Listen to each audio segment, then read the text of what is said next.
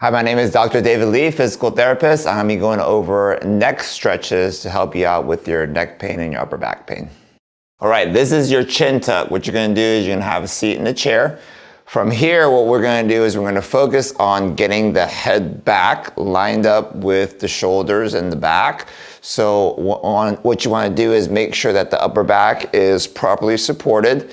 And then what you're going to do is think about bringing the head back to meet your shoulders. So you want to bring the head back first, and then from here you're going to bring your chin down towards your chest.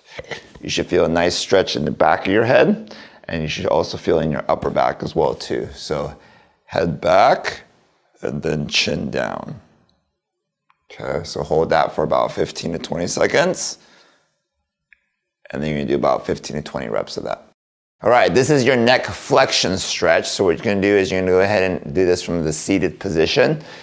From here, we're going to put both our hands here. I'm going to take my hand down just so you guys can see what's going on. From here, we want to make sure that our head is in the right position first. So think about that chin tuck position.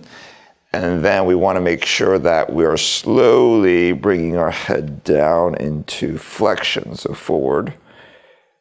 You're going to go until you feel a good, comfortable stretch.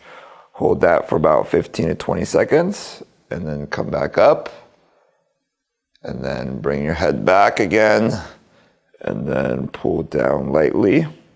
If you guys start to feel lightheaded or dizzy, do not pull as aggressively. Keep it nice and gentle. Okay, so you're going to do that for about 15 to 20 reps. Okay, as you do it should start to loosen up more and more. All right, this is your neck rotation stretch. So always want to start off in proper alignment. So you want to make sure that your head is back. Don't let your head round forward or go up this way. So you want to keep your head in a nice neutral position.